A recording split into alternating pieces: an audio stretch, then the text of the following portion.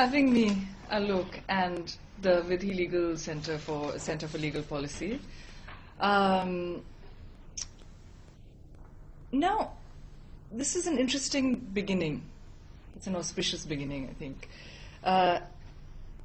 And going back to the final hearings of the Shreya Singhal, what has become known as the Shreya Singhal judgment. But, of course, a large number of cases were tagged together, including the People's Union of Civil Liberties, which was the case that I argued, along with co-counsel Sanjay Parekh. Now, that final hearing actually began with gods, like many events in our country. A sheaf of papers was handed over with lurid pictures of various gods in various odd positions. And the point was that there are these terrible things that happen on the internet, and government must be given broad, strong, and coercive powers to deal with it. This is the way that the government began a number of these hearings, I'm told, whether they were in the high courts or whether they were before other tribunals. Now, this actually turned out to be auspicious for us because it narrowed the ambit of the case in various ways. The judges were extremely clear that regardless of what goes on, a law can only be struck down as unconstitutional if the law, on the face of it, does not accord with the categories of Article 19(1)A and 19(2). Now, this is being cited as a great case, right? What is a great case? When I saw this, I asked myself, what is a great case? Why do we say that Keshav Nanda Bharti is a great case? Or why do we say that, why do we cite these various cases as great cases? It's, like, to me, I think a great case is a case that strikes down an evil, but also lays the ground for future flourishing. And I think this case does both. Most of us know here, so the Shreya Singhal case, just the Shreya Singhal petition, when they went to court, was dealing with Section 66A. At that point, for the People's Union of Civil Liberties, we were preparing a comprehensive petition to deal with online free speech. This included the striking down of Section 66A, which on the face of it is blatantly unconstitutional. But this also included the secret website blocking by government without any transparency whatsoever. And thirdly, this also included forced takedown by private companies and forced private censorship on pain of losing their immunity. Now,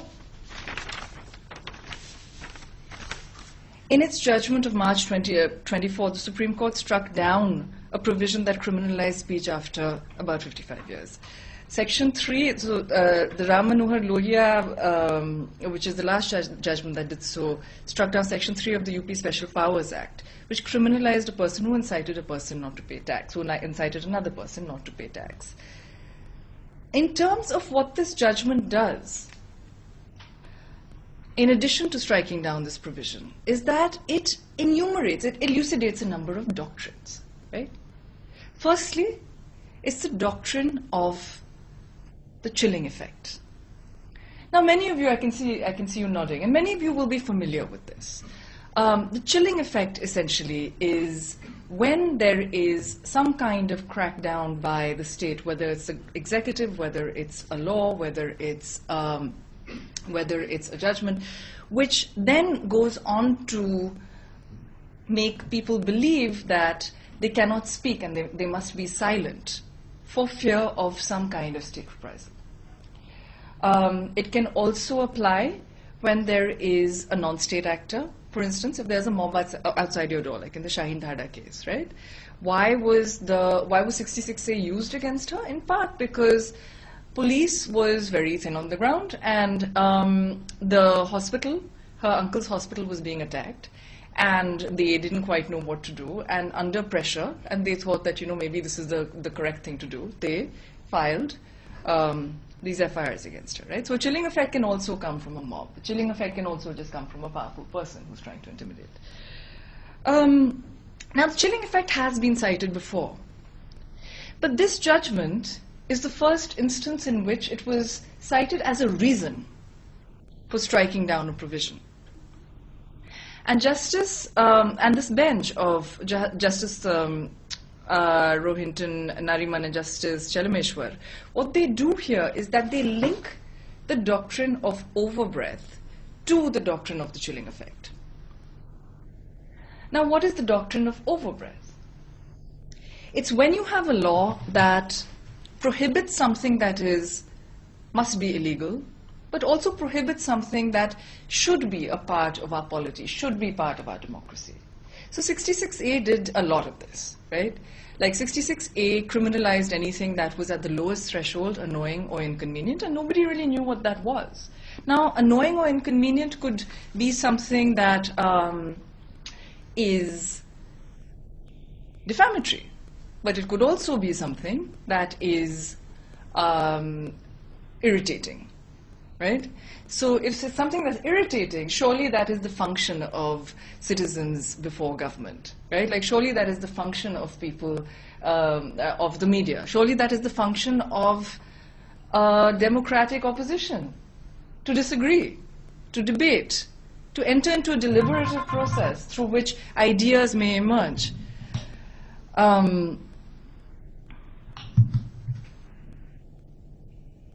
The reason this is important is because a large number of our laws that deal with speech fall in the same problematic category. We have, for example, one of my favorites is actually Section 298. And Section 298 of the Indian Penal Code, basically at its lowest threshold, says that uttering whoever with the deliberate intention of wounding the religious feelings of any person makes any sound in the hearing of that person shall be punished with imprisonment of either description for a term which may extend to 1 year. So now what does that mean? So does that mean if I say, I don't know, oink oink, or if I say moo, does that qualify? Like how subjective is it? It's not really defined adequately. Fortunately, this is not a cognizable offense, but many other speech offenses are. Now, what does this mean? It means that at the first instance, like in Section 66A, it is the local thanedar, the local constable, who will decide.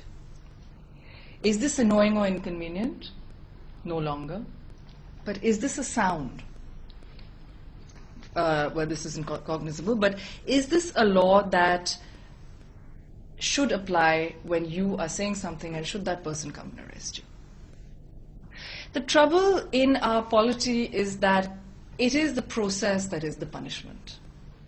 So once an FIR is filed against you, it takes some time. Even especially if it has been cleverly drafted. Under the law, it's very difficult to quash it in the High Court under Section 482.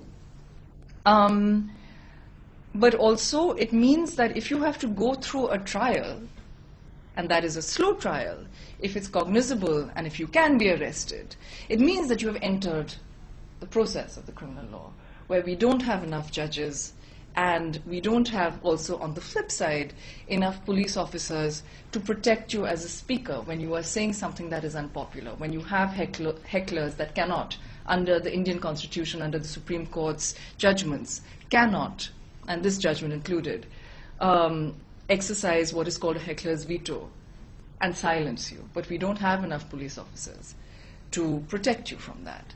So sometimes they actually, end up filing a case against you because they want to,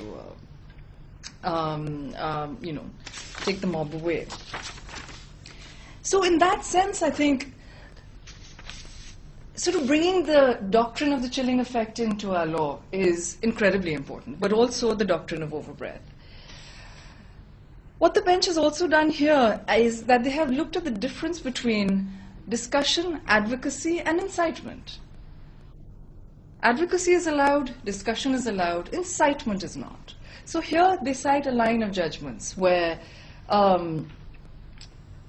Jagjeevan Ram, for instance, where only if the speech is a spark in a powder keg only if the speech is so proximate to provoking public disorder, for example, can it be criminalized?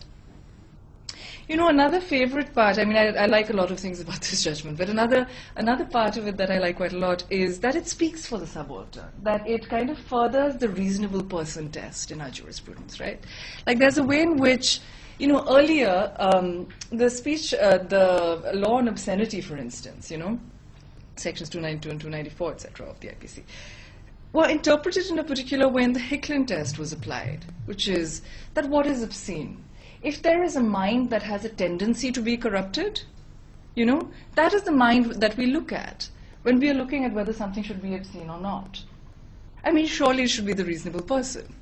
Luckily, judgments since then have started using the community standard test, and I think increasingly the reasonable person test is coming into our law in this regard.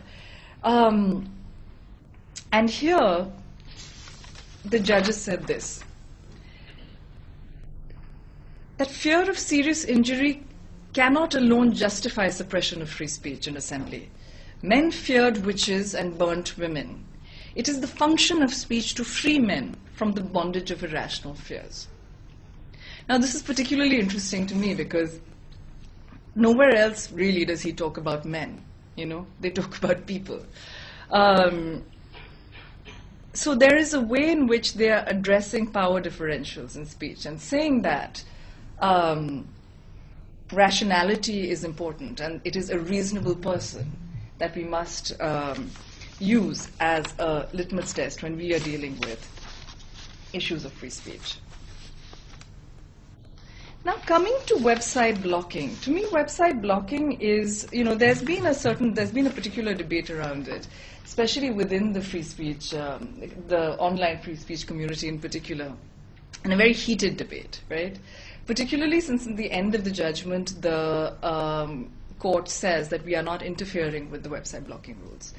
Now, the website blocking rules were challenged by the People's Union of Civil Liberties and by no other party, and I was the only one who argued it.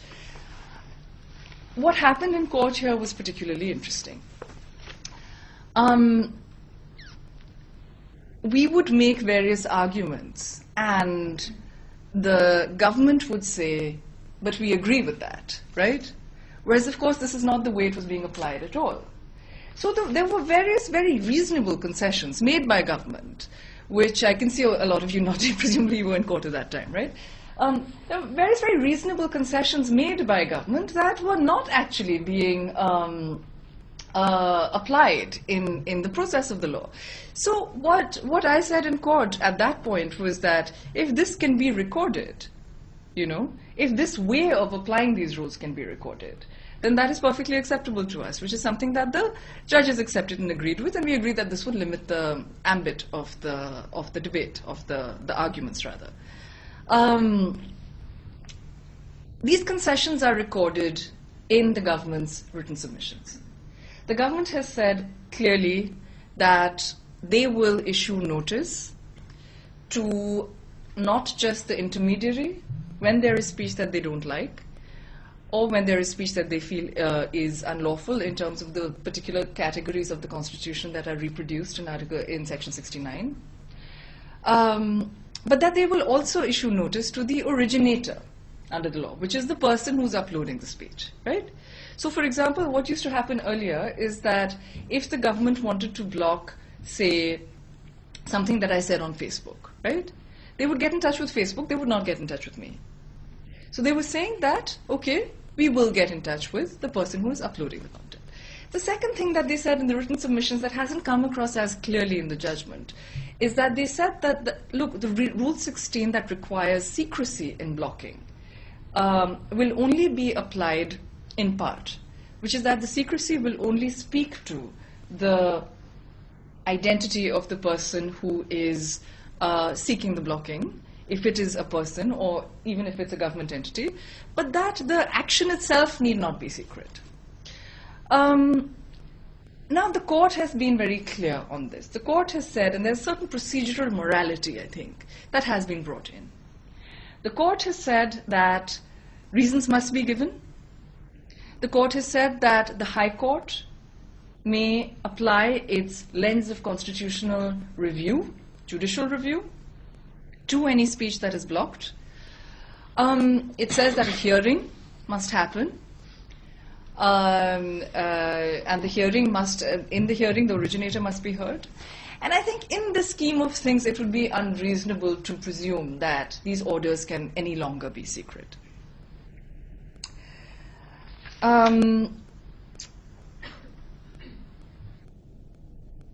Now, in terms of the intermediary guidelines, what was happening earlier was that under sort of Rule 3(2)(b) of the intermediary guidelines, essentially, if something was, basically insulting, then it was the intermediary's duty under law to take particular posts down, or like to take speech down, if they had actual knowledge.